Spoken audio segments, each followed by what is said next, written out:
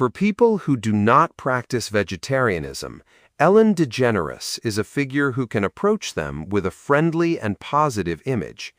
She has practiced veganism for a long time and spoken out about the importance of animal protection, respect for life, and an ethical life.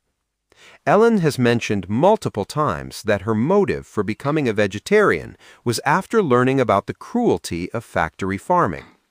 I personally chose to go vegan because I educated myself on factory farming and cruelty to animals, and I suddenly realized that what was on my plate were living, feeling beings, and I just couldn't disconnect myself from that anymore.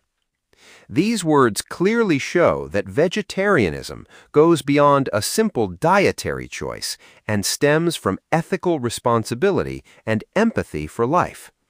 She changed her behavior through awareness rather than disconnection. She argues that the love and compassion humans have for their own pets should be extended to all animals. I ask people why they have deer heads on their walls. They always say, because it's such a beautiful animal. There you go.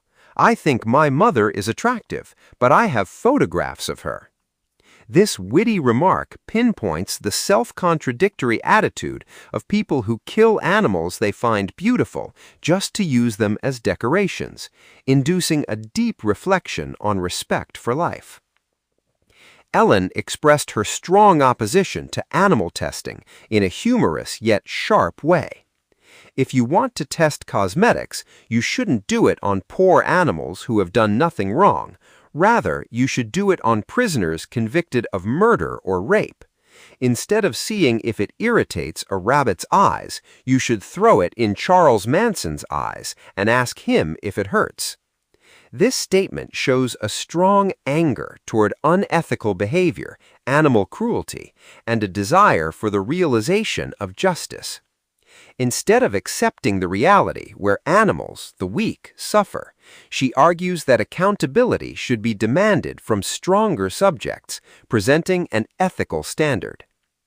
Ellen recognizes the seriousness of environmental issues and emphasizes the importance of fundamental values to solve them. If we destroy trees and destroy the environment, hurt animals and hurt one another, there's got to be a very powerful energy to fight that. I think we need more love in the world. We need more kindness, more compassion. She emphasizes that environmental destruction is not simply a technical issue, but a problem stemming from human moral hazard and a lack of compassion, and that fundamental values like love and kindness are necessary to solve this. She prefers to talk about more important topics rather than unnecessary and meaningless conversations. I'd rather talk about meditation or the world or trees or animals than make small, meaningless jokes.